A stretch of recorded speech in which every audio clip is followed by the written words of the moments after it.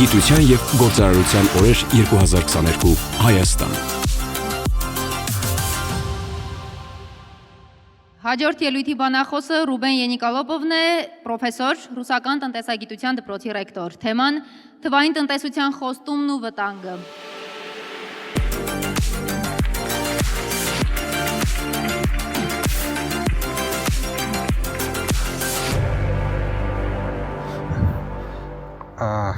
Okay, and I hope you can hear me. Okay, so unfortunately I cannot speak Armenian, so we'll have to speak in English. Russian will be equally acceptable. If you want to ask questions, I will be easily answering Russian and English, but we'll have to wait for translation to Armenian.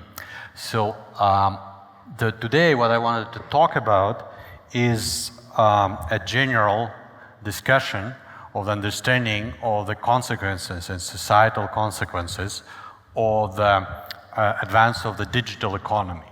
Because it's clearly, like everyone understands, that in the last decades, the advances in technologies have made a huge impression on how the economy works. And the changes, the technological changes that affected a wide range of IT communication-related technologies, including enormous increase in computing power of the computers that we have, so much that basically that smartphone that we have currently, almost every one of us has more computing power than supercomputers several dozen years ago. The computing power, enormous capacities of data storage that became available recently. New advances in communication technology, where internet became like an absolutely normal means of communication, which we always use in a normal life, on an ordinary life. These advances and building on them more recent advances, for example, in artificial intelligence, they clearly have an enormous effect on productivity and technology.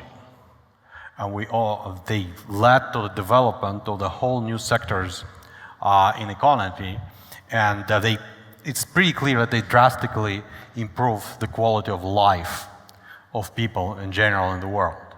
However, what I wanted to talk a little bit about today is that this domination that is also very apparent if you look at the biggest companies that are, like if you just look at companies by market cap, there was some change because due to the energy crisis that's ongoing in several months, like now the top company is Saudi Aramco from Saudi Arabia, but like if I made the same snapshot of my market cap by January of this year, you would not, like everything will be dominated by technology companies. But even here you see if you look at the top 9 companies, only this oil company of Saudi Aramco and to some sort of the diversified Berkshire Hathaway don't have anything to do with technology. All other companies, all the biggest companies in the world are currently, one way or another, technological companies.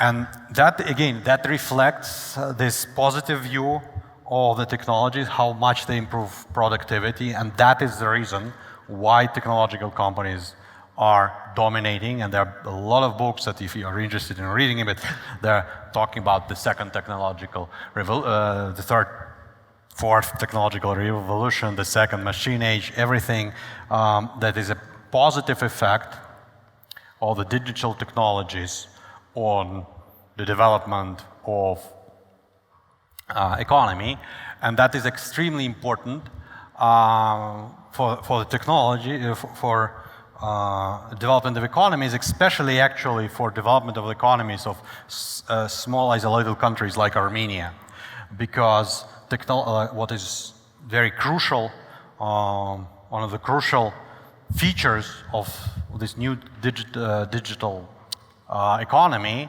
that I will mention at some point is that basically the geographical borders become less and less relevant. The digital technologies, they are much more related to the connections, to like, thanks to this development of communication, they are not driven mainly by geographical borders. So being a small landlocked country like Armenia, which was like a damning situation in the 20th century when everything was about trade in goods, like physical goods. You really had to have access, for example, to the sea to do this, so it was a big disadvantage. Currently, with this advance of digital economy, the geographical barriers to trade in goods become less important, much less than they used to be, because currently, and that's pretty apparent if you start looking at the patterns in general international trade, which is like international trade is the driving mechanism of all just global growth, is by now trade in services, and especially in digital services, international trade I mean, between different countries, actually dominates trade in goods. If you properly calculate the amount of like money that is being traded in services, several years ago, trade in services surpassed trade in goods. So when we have in mind typical picture what is international trade, we think about ships going, oil tankers going from one way or another, like trains. Currently, it's not the case. Mostly, it is trade in services, technologies, marketing, software, everything that does not need to have like physical connections. So it's a huge important development for countries like Armenia. So it's extremely positive news on one hand. So it gives, and it actually makes this type of sectors, gives them comparative advantage in countries that have problems with access to physical trade like Armenia, and clearly, like economic laws in some sense, sectors will be are likely to be disproportionately developing in countries like Armenia. That actually makes it even more important for Armenia to look at the other side of the medal, that all these technologies, they're really, like, because they have led to like very profound changes in economy and profound changes in actually more than economy, just in how society is organized, these technologies do have some potential negative effects that we need to take into account to understand. And even if like there's potential harms that can come from it, we have to understand what are the potential damage that could be brought to society as a consequences of developing these technologies, to try to do something and to come up with preventive policy responses to minimize these effects. So really, it's kind of, we really have to see this balanced picture that yes, digital economy is great for productivity and development of the economy, but it can be harmful for, as I will be talking about, for workers. It can be harmful for political outcomes, for some psychological health of people, and we need to try to look for answers to minimize the negative effect, so that the positive effects dominate.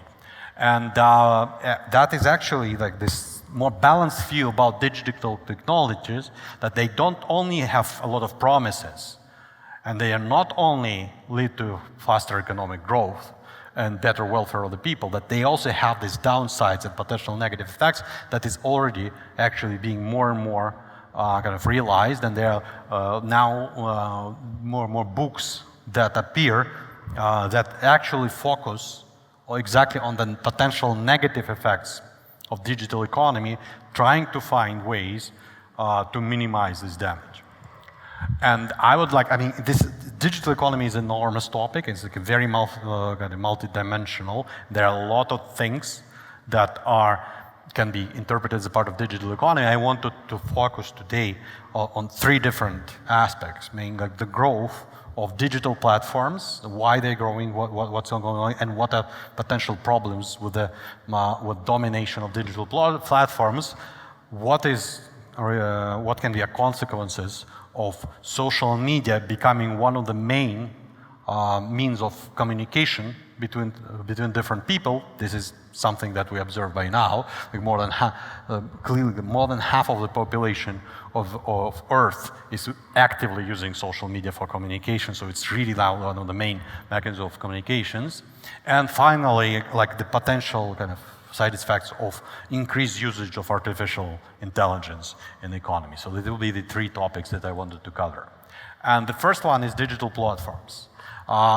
We well know what it is, like Amazon is a digital platform, Google is a digital platform, but really if we would try to think from a point of view of like fundamental economic analysis, what are digital platforms? They're intermediaries, really. What they do is they try to connect agents from different sides of the market. It can be, you can be trying to connect, for example, buyers of goods. It can be Amazon, it can be Alibaba or whatever other selling platforms. That what they do mostly is they connect sellers on one side with buyers on another side. What the main job of Amazon and Alibaba for sure, they don't produce any goods themselves. They work as intermediaries, and that's their main job. In case of Amazon and Alibaba, as connecting buyers and sellers, it can be connecting what we don't understand, like the social media, what does Facebook, what's, for example, doing, what's the business model of Facebook? It's connecting users on one side with advertisers on another side. That's the whole business model of Facebook. It can be connecting potential drivers with the customers who want to drive somewhere, like Uber, Yandex Taxi, etc. But essentially, all the platforms do, they work as intermediaries, connecting and matching agents on two sides, buyers with sellers, etc. And the main comparative advantage of the digital platforms is to find the best match. To provide, if you come to websites of, for example, of Amazon, you want to buy something, the main advantage of Amazon, what is a business model, is to try to offer you exactly the goods that you want to buy and to maximize the amount of goods that you will be buying. So basically the whole business model is platforms is to connect agents from different sides. So the main comparative advantage, what they do is basically analyze information about sellers and buyers and find best matches. I mean, they're like even more kind of clear and more probably examples that are more closer to real life. It's all like dating sites, which they basically find like males and females and try to match them. That's like this match and match was always like since the beginning of the world is there, but now it's also became digital. But that's the same thing. That's the matching procedure is the main task that they do, and the quality of matching is really now depends on the amount of data that they have and the quality of algorithms that they use to separate the two.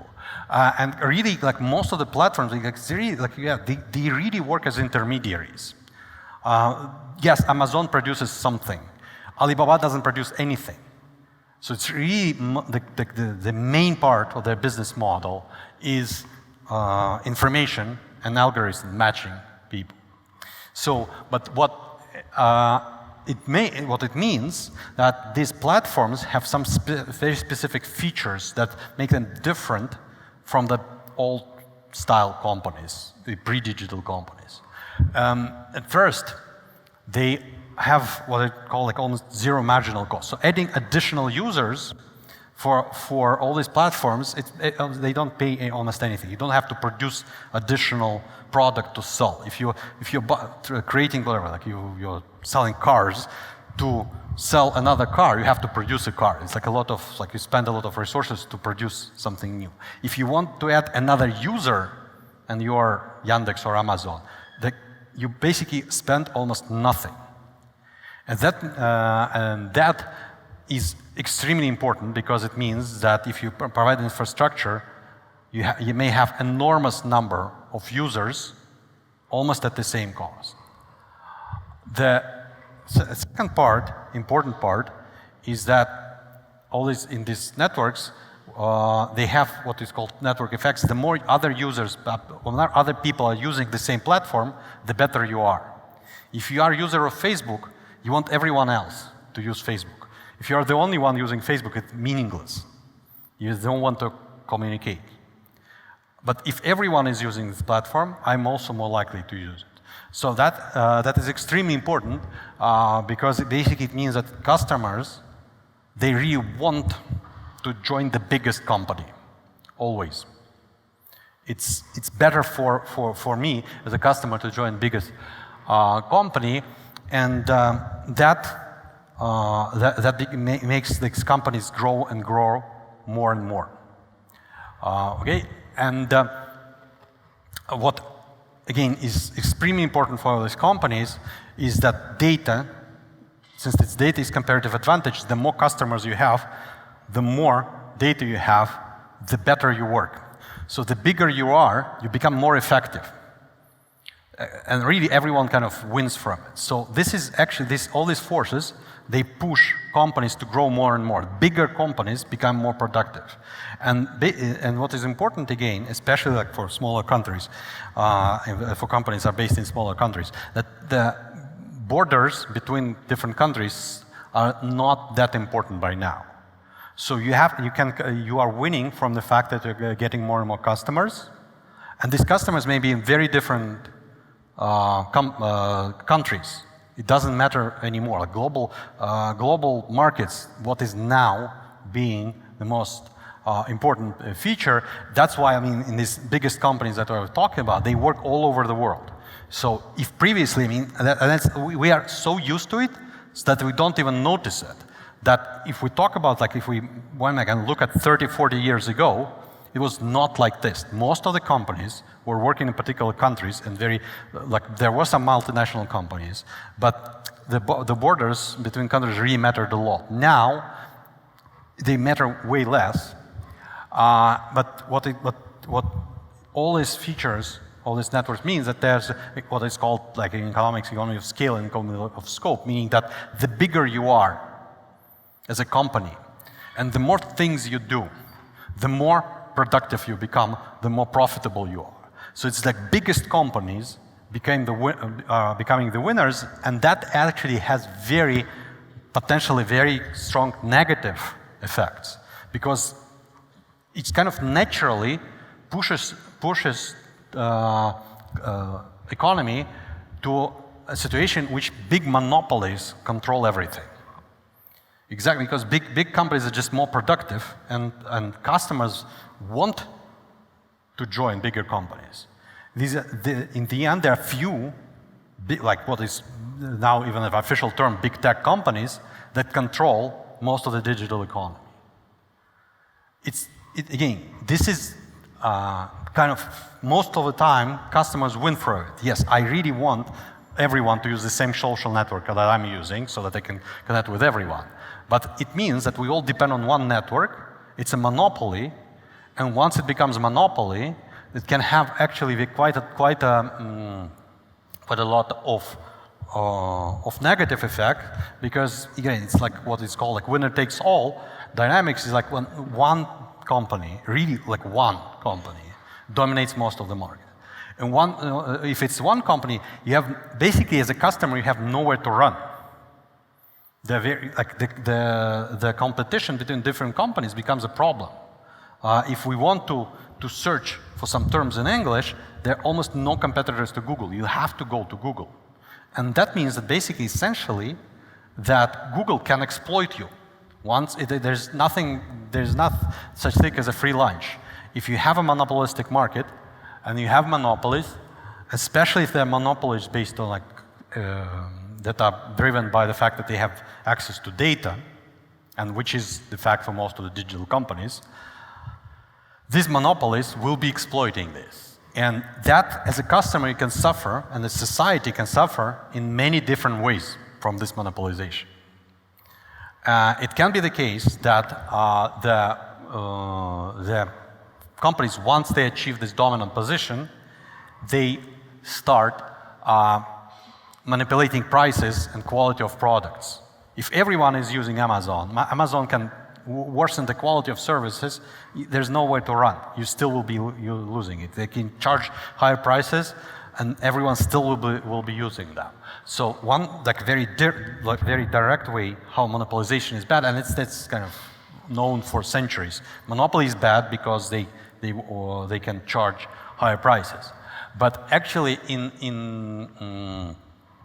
digital economies, that becomes also an issue with not only with the standard things that it's all the monopolies. They are compressing innovation because they're basically trying to prevent other companies from competing with them. That is what is called killer acquisitions, what big companies are now being accused of. For example, Facebook bought WhatsApp, and most people now suspect it's not because it's efficient that customers are winning. They were afraid of them as competitors. They killed them by actually acquiring them.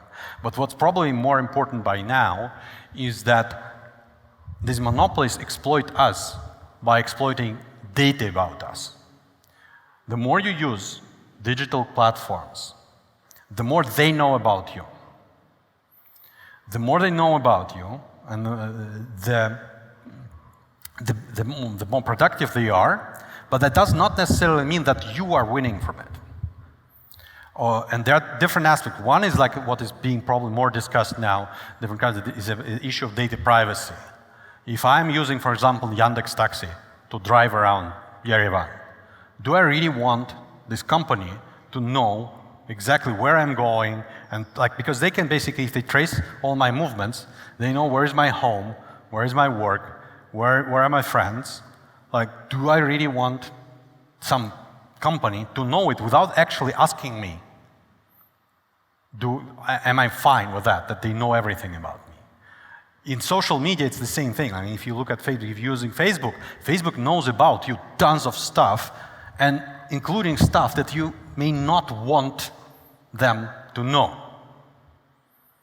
And there's very little, actually, what we can do about it. I mean, there are a lot of talks about privacy and protecting privacy protections against digital companies, but there is very little currently that protects customers like us and clients of these digital companies from preserving our data. Exactly because they are in a monopolistic position. Like if I say, okay, I will not use Google because they collect my data, I will not use Yandex because they collect the data, and I will not use Facebook, I'm left with nothing. I cannot call taxi, I cannot do search on the web. So it's extremely costly, and this privacy violation becomes a huge issue. Moreover, that what we also these companies do, they use this information to manipulate us. And they really, some of these companies, they admit it very freely. So in social networks, it's known that the main goal is to make you engaged. If you are using Facebook, whatever they do is to make so that you spend as much time as possible on Facebook, regardless of whether it's good for you or bad for you. I will talk about you, but there's clearly now scientific evidence that it really has a feature of digital addiction. That actually most of the people want to spend less time on social network, but the social networks are designed in such a way that you get hooked and you cannot get away from it. You're overusing it. One person who was very clear about it, I don't know, you don't expect this honesty from business people, but the head of Netflix once was very clear about it. He said our main competitors in selling videos through Netflix is not at cinemas and not other movie companies and not other streaming services. Our competitor is sleep. So we don't want to allow people to go to sleep. We want them to keep on watching series and movies, etc. And they actually, yes, they are making money from us because we're watching movies. Is it good for us? Well, probably it's not that good for our health if we cannot go to sleep because we get hooked on Netflix. And clearly, Netflix doesn't care about our health or where we have enough sleep or how productive we are in the morning on our work. No. Their goal is to make more money from us watching movies. And they're really good at this. So, all these digital companies, more advanced ones like Netflix and Facebook, they're running, at every point in time, they're running hundreds, if not thousands, experiments on their users to find a better way to get people hooked. So that the people get stuck and they continue watching series regardless of whether they want to go to sleep or not. And that's something completely unregulated, and that is actually something that they can do exactly because they have so much data about our behavior. And that is clearly have like a potential negative effect. And the same, like the social media actually, like I wanted to stress it a little bit more because there's so much into our life, but they have a different kind of, again, they also are example of digital platforms that had a lot of promise, and people were talking a lot about positive effects of social media at first. When they were organized like 10, 15 years ago, it's like, okay, there are no geographical borders. You can talk with everyone else whom you want. Your classmates, you really can talk with them. They can be spread around the world. They move to whatever, LA, France, whatever. You still connected. It's great. There are no geographical borders for communicating with people. There's also like good because unlike other, it's very democratic. Seems to be a democratic place where people can exchange information. Like anyone can post, anyone can share information in social media. So it looks like a very democratizing force for providing information. So especially that is especially relevant for non-democratic countries in which other means of sharing information, mass media, is censored. You still can get information from opposition, from whistleblowers, through social media. So that kind of should make politicians and big corporations more accountable, because you can find information that previously was suppressed on TV, radio, newspapers. So that was expected to be a good thing, like a push towards democratization. On top of that, especially during the Arab Spring, there was a lot of optimism that social media also allows people to coordinate and solve this collective action problem. Let's do something together. Actually, like Armenia, it was big time, used Facebook several years ago exactly for organizing political movements. So, and that was also at first considered to be a great thing. I mean, you help people to coordinate and express their opinion, for example, by going on political protests. So it was initially considered to be a good thing, but currently I think the mood is changing. And currently there are more and more evidence that social media can be actually damaging for political outcomes, exactly because people trying to start relying too much on information from social media, and it's actually turns out to be biased information in a very different form. It's not centralized censorship by government, for example, like it used to be, but it's skewed and tortured in other ways that are different, but not. I mean, in some sense, they can be even more damaging. So what we see now, that people, when they're using social media, they're much more likely, for example, to be kind of fixed in what is called like filter bubbles. So basically, this is a natural tendency of people. If we have some political position, I want to get news from people who agree with me. I really don't like listening to news that contradict my worldview. And if previously I had like 2 TV channels, like a couple of newspapers, we all were reading them, so I had to read them. I had to, even if they were writing something that is not coinciding like with what I believe in, I had to write it so I would be getting new information. Social media is wonderful. I can follow only people who agree with me and completely ignore people who disagree with me. And that is actually what's going on. And everyone does like this. And what's happening, like I'm only listening to people who agree with me, and I become absolutely sure that I'm right. Because I never get information that contradicts my worldview. So everyone thinks that they are right, but they believe in different things. So at a society level, that becomes a huge problem that leads to enormous polarization. Well, people stop talking, people who have different positions on different issues, they stop talking to each other, and everyone is absolutely sure that I'm right and my friends are right because, look, we all agree. Which means that everyone else is wrong. Because in my feed, in my Facebook, I never get news that contradict whatever I believe in. So, and that really, like that we observe in this increase in polarization is a huge problem that we will observe basically all over the world. And now there are more like basically scientific evidence that at least part of it is clearly related to the spread of social media. Same thing, it's actually what we see now is spread of fake news became like a huge problem. I mean, in some sense, it was always like this. Fake news were always in our life. They just used to be called rumors. The problem is it actually turns out to be like social media is very conducive to the spread of fake news. There are a lot of studies now that show that fake news are spreading much faster than the true news. Because they are more fun, usually. They're more emotional. They're like, there's something like, they attract your attention. And then people, because it's like, takes you like half a second to share the news, if it's something true, usually it's boring. Our world is usually boring. So if you read something that is like actually happening, you don't share it because nothing happened really.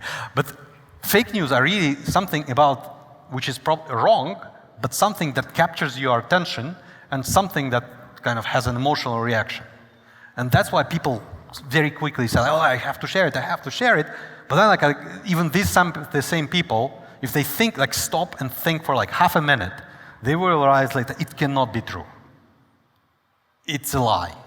And actually now now actually Twitter introduces, but they were based on scientific studies that like one of the very effective ways to stop fake news from spreading in network is to allow people, to ask people to think for like basically 10 seconds before they share something. So basically if you are on Facebook and you want to share some news, the Facebook, well actually Twitter in this case, asks you just second time, are you sure you want to share this news? And just adding this question so that people think like several seconds, you have to like click twice. It drops the share of fake news that are shared by half. So half of the people then for them, the several seconds are enough to understand it's fake, I should not be sharing. But overall for a society, the spread of fake news and the filter bubbles, they become really a huge set of problems that affect very seriously political outcomes at a societal level. On top of that, we do see some psychological damaging effect of social media. There's more and more now evidence that actually social media really does lead to increased depressions and lower well-being of the people. People feel bad. A lot of it has to do with social comparison that you go on Facebook, you read your feedback, and then everyone is posting photos, especially on Instagram, like how great their life is. And then you think, oh, everyone has such a great life, and I don't. Like I have some mundane thing, like breakfast to do, kids at school, whatever, something. But everyone is having this, my life should be pretty bad compared to everyone else. But people don't understand, like, no, it doesn't work like this. People don't really post about something boring and really what's going on in their life. They're showing that this is, in some say, fake image of everyone is doing good. No, they just don't post on social media about their problems. So no, it's not true that your life is so much worse compared to other people in social media. But people don't filter this, and this negative social comparison, it really, like, there's plenty of, like, by now there's quite a lot of evidence that shows that if you, for example, some fun experiments, like, let me pay you for not using Facebook for 1 month. If you do it, actually, and look at 1 month later, we'll talk, actually your psychological well-being is better. You feel better. Your political views become less polarized, so you're not that extreme. You can talk with you're more willing to talk with people who have different political positions. So, I mean, people are, in some sense, their life improved. It's also true that if after that month you ask people, do you feel better? They say, yes. Do you want to stop using Facebook? No. So still, they want to use it, but they say like, okay, no, we understand, I overdo it. I should use Facebook less, but then again, if you allow them to do it, they lose control, and because it has this feature of digital addiction. So unless you introduce some there are now there's some feature like you can have at least on your desktop some special program that allows you to work on Facebook for 1 hour per day, and then it just tells you no, today enough, tomorrow. These programs actually help to improve psychological well-being, but this is, it's a big problem, societal problem, that social media has this damaging psychological effects and actually has some damaging effect on working of society, especially through its political effect. And the final thing that is and these things are already there. Another thing that people is now being more and more present in our life, but there I will be I will talk about several scary stories, but there so far it's mostly what could happen, but not yet happened. And I'm not talking about our AI taking the world and destroying human nature. Not to that extreme, but still there's some potential negative effects of introduction of AI that are actually closely linked to the benefits that the AI does. Because what really, if you start thinking about what does AI do, it's based at an algorithm based on machine learning, which are very good at predicting things. If you're thinking, actually true, from mathematical point of view, if you look at all these algorithms, they predict things.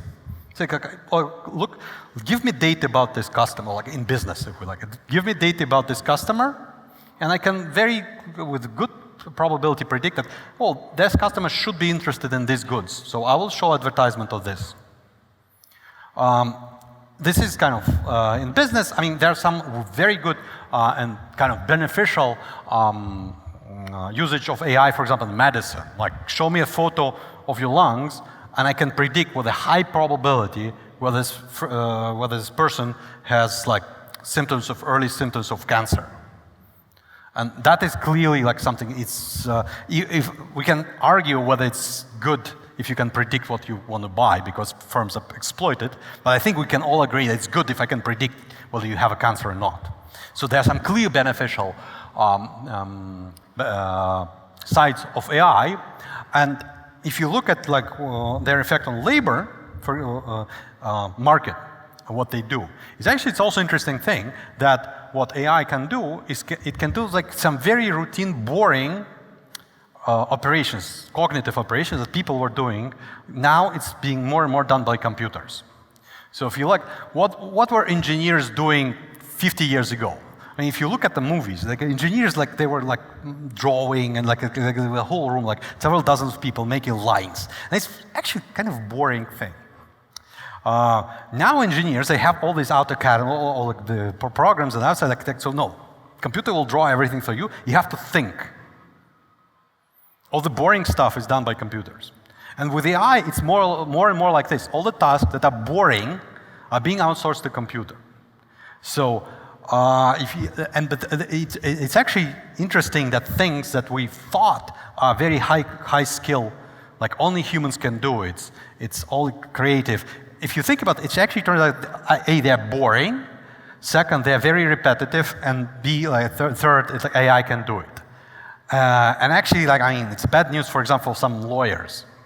We always thought that lawyers are very they're high skill, they're smart, they know about laws, etc. Turns out 80% of what lawyers do is fill out forms in a very kind of boring and predictive manner. And actually turns out that computers can do it even better. So now, actually, AI is substituting people, including some professions like lawyers, that are pretty high skill.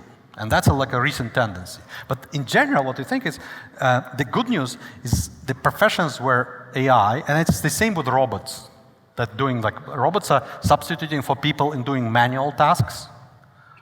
AI is substituting people for doing intellectual tasks.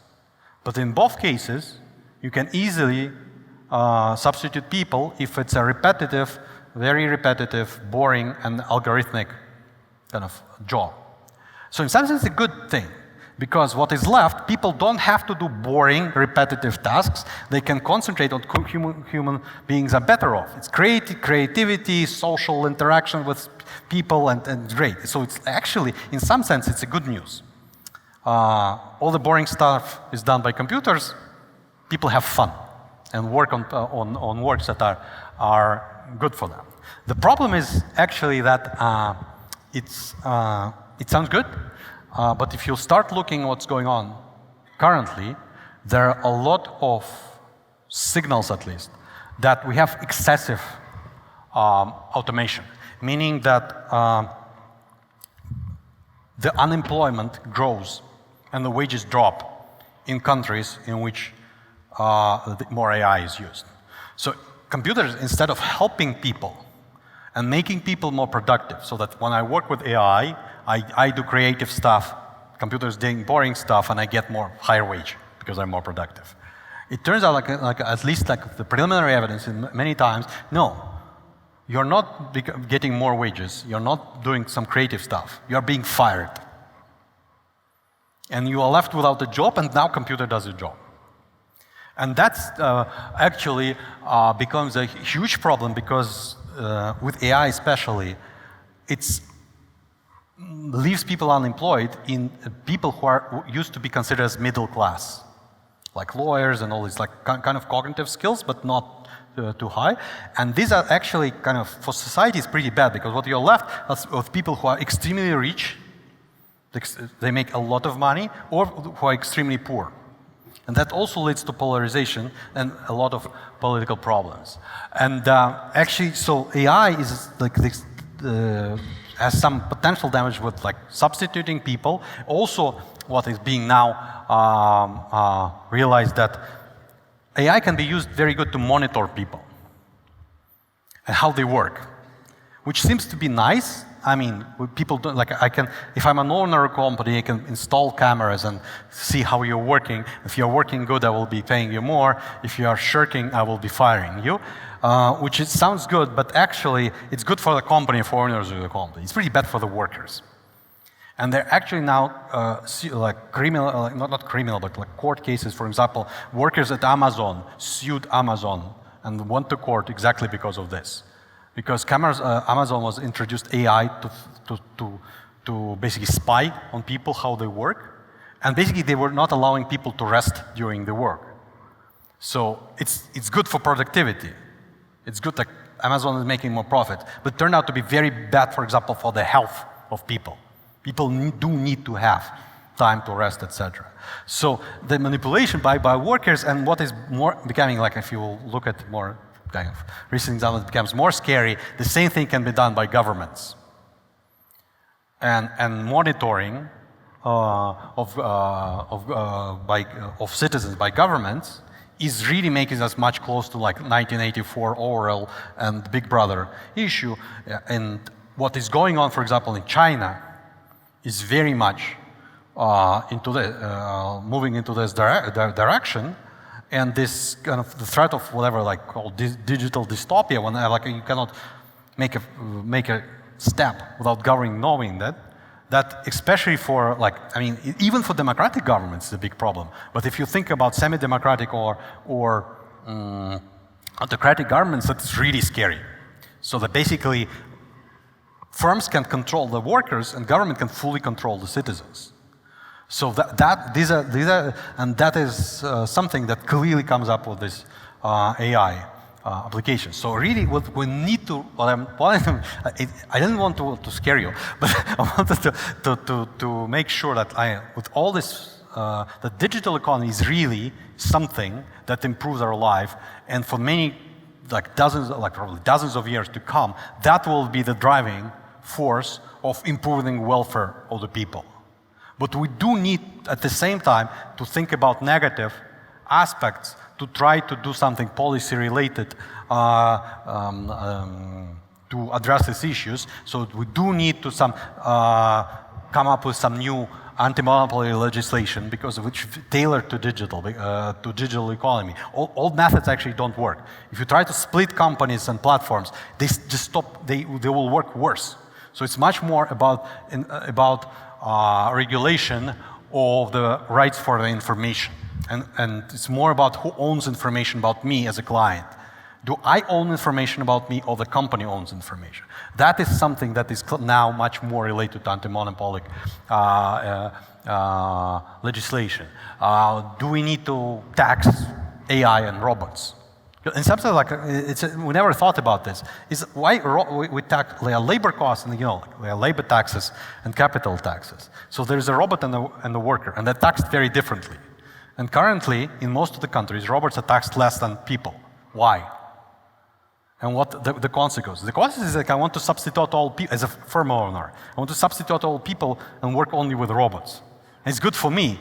Is it good for society? Probably not. So we probably need to think about something like this. And again, with social networks, I mean, if you read the news from US, it's a lot of discussion exactly about this. The monopoly power that social news have and how they manipulate public opinion. And partly it's, again, with anti-monopoly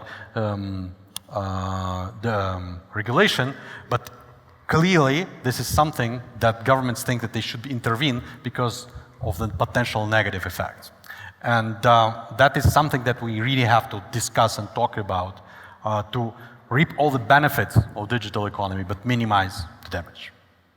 Okay, so I'm standing between you and lunch, so I don't want but if there are any questions, I'm happy to answer.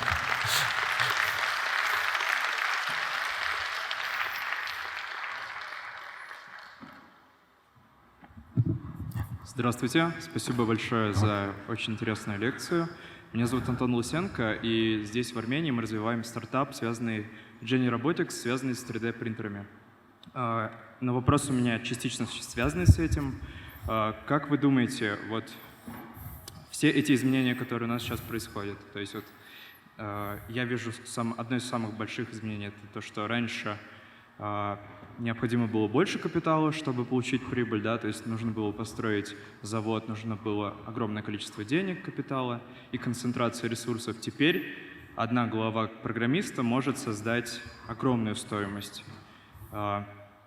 Плюс автоматизация, которую вы тоже описали, плюс то, что транзакционные издержки снижаются, как вы сказали, из-за чего Армения, например, сможет выстрелить в ближайшее время, ну или в какой-то перспективе. Как вы думаете, вот все эти предпосылки, как они повлияют на финансовую систему, которая сейчас существует? Существует ли возможность ее трансформации? Насколько она может быть серьезной? Как вы думаете? Это отличный вопрос. На самом деле, во-первых, потому что мы точно видим, что финансовая система меняется в ответ на технологические изменения. Я думаю, что по двум причинам. Первое, это на самом деле прямой эффект, что цифровые технологии гораздо больше используются в финансовой системе, и опять же с тем же анализом данных, на основании уже я могу вам решать, выдать вам кредит или нет, не зная вашу кредитную историю, например, но по другой информации, и там вы можете принести проект, бизнес-идеи. У меня было просто там миллион таких проектов, я проанализировал их искусственным интеллектом, потому что ваш проект может выстрелить, я вам дам кредит, даже если у вас нет залога, нет кредитной истории и так далее. Поэтому есть один прямой эффект, просто использование цифровых технологий в финансовой системе делает ее на самом деле гораздо более эффективной. И особенно эффективной по отношению к мелким клиентам. С крупными клиентами это не важно. Когда ты работаешь с миллиардные кредиты, никто не доверит искусственному интеллекту дать кредит на $1 миллиард. Поэтому это прежде всего на самом деле влияет на мелкие кредиты розничным клиентам и небольшим бизнесам. Поэтому с точки зрения увеличения конкуренции это очень хорошая история. Это понижает барьеры на вход, потому что в каком смысле демократизует финансовую систему.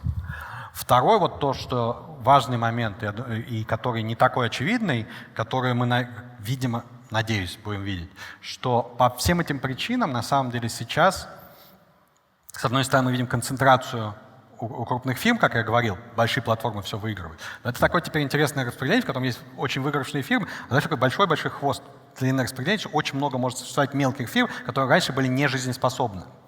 Потому что вы можете очень нишевой, например, продукт делать, и раньше вы не могли его продавать по всему миру. Поэтому вы были, эта фирма никогда бы не была, она была мертворожденной. А сейчас вы можете даже мелкую фирму организовать, работать на всем рынке, а потом уже использовать это как платформу, например, потенциально, чтобы завоевать. И вот здесь оказывается, что надо финансировать большое количество небольших фирм, при том, что с меньшим, без географических границ по всему миру. И, как я сказал, вот на самом деле цифровые технологии очень сильно помогают начать мелких клиентов. И вот самое интересное, насколько сейчас стираются границы между странами, насколько становится легко привлекать капитал из других стран. И там на самом деле интересно, что становятся новыми большими игроками, становятся сами фирмы бигтеха. Они все, если вы посмотрите, Amazon, Facebook и так далее, они покупают лицензии банковские, они входят в финансовый рынок. Там движение в две стороны. Старая банковская система, финансовая система начинает использовать цифровые технологии, а цифровые компании выходят в рынок финансов, потому что у них такое количество данных, что они теперь могут обслуживать новых клиентов. Это на самом деле две вещи, которые друг друга подпитывают. А вот тут факт, что, скорее две стороны, то, что происходит монополизация, да, вот этих корпораций и все больше использования данных. Не может ли это стать предпосылкой отказа от старой системы, которая основана на финансовом капитале? То есть перейти в какую-то другую форму обмена ресурсами? Я думаю, что все равно нет. Деньги, они есть деньги. Кушать в какой-то момент надо. То есть это, конечно, хорошо, вся информация, но в какой-то момент все превращается в деньги, которые должны как-то нанести. Сейчас доступ к капиталу перестает быть таким важным конкурентным преимуществом у фирм. Важнее доступ к человеческому капиталу. Он гораздо важнее. Поэтому вот с точки зрения конкуренции финансовый капитал становится менее важным барьером для входа. Но с точки зрения конечных исходов вы все равно хотите заработать деньги. Поэтому финансовая система никуда не денется. Как минимум, как конечный продукт. Спасибо. Thank you, Professor. My question is about the system of values, the digital economy. I mean the values, not the как цены, values and anti-values and fake values, and what can do and must do society about the anti-values of digital economy. That is extremely important question. I think that is related with filter bubbles, etc. that we'll be talking about. I'm axiologist. I'm the collector of values. It's the practical question for me. No, it's a very practical, extremely important question. I think it's one of the potentially very serious damaging effect of social media. That people become factionalized, and the common values. So basically, every kind of tribe, digital tribe. Start having their own values. So values is something that we need communication across groups to agree on the values that we have. The less communication between groups are, the less common ground and common values that we have. So my sense, I'm not a sociologist, so take it with it's probably for you, you probably know better. But I think just logically from what we know, the facts, is that we have an issue with the fact that different groups start having their own values that are pretty local. For that, local, not geographically local. Local for the people who communicate between themselves. It's important for small country also, not for all world. Yeah. For example, you say word village or something. This is value or anti-value? That depends. That's a very. It will depend on whom you talk with.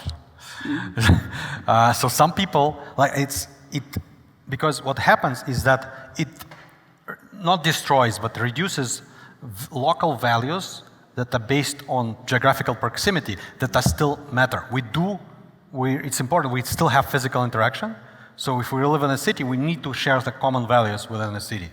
So the social media, ability to communicate with people, it makes less salient values that are geographically geolocated. So it may be the case that you have different values now with people with whom you live together in the same city, and that's a big problem. But at the same time, you have more common values with people who are spread around the world, but with whom, for example, you work together. You can be working in a company that is spread around the world. And that is a kind of a good thing during your work time. It's a good thing. But you pay for it with the worse values in an interaction that in the local community. So we are now living in a more factionalized world in which we basically have several different social roles. And if previously we had very consistent set of values, now they can be very different depending on the concept. If I'm in a digital world, I have one set of values. If I kind of communicate with my neighbors, I have a different set of values, and they can be inconsistent, which is a problem societally. So I cannot say whether it's good or bad. It's a much more challenging situation, which has some good sides and bad sides, but it's very different from what we have. So it's extremely important question, what I want to say, but I cannot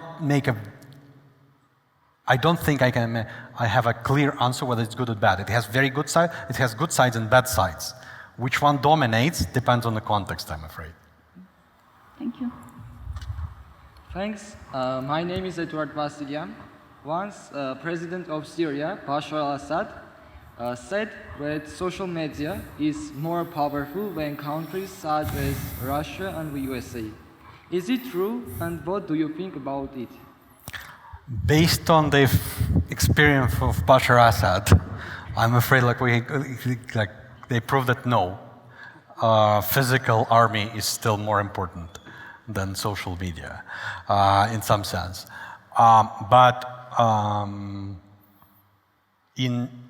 I do believe that it's true. And this is generally what people now think, especially when we talk about politics. If you look at it, and there are, again, plenty of work on that, if you look at the autocracies and compare current autocracies with autocracies like 50 years ago. 50 years ago, autocracy was mainly relying on repression, on just killing people, sending people to prison. That was how they hold power. Now, most autocratic governments are in power by manipulating information through social media, through more traditional media like TV and radio, but they don't even need to use repression that much because they control what people think. And I think if you're prolonged, again, the case of social credits and monitoring by China that I've mentioned makes it even more scary. You don't need to put repression. I fully control your life as a government, so through these digital technologies. And that may be now, you don't need, again, once you have control on this digital technology, you don't need to have brutal police. It's just not necessary. You already control people. So in that sense, I think the general direction is yes, digital technology are now more important for you to stay in power than force. Thanks. Many thanks for the presentation, Ruben. I have just a question. For the first 2 quarters in Armenia, economic growth was unexpectedly high because of the demand shock from relocated people from different countries. So what do you think? Digitalization leads to the increase of the productivity of labor. At the same time, it might lead to the unemployment. But in Armenia, we saw that the small demand shock from increase of the economic population led to the better economic growth. If we target higher economic growth in Armenia, what will be more important, quality or the quantity? And what do you think if there is a connection between them? The recent events were pretty specific. It's hard to separate quality from quantity because the influx of these people who came, they also pretty highly correlated with human capital. So it was not the case that there was an influx of low-skilled, illiterate workers from other countries. No.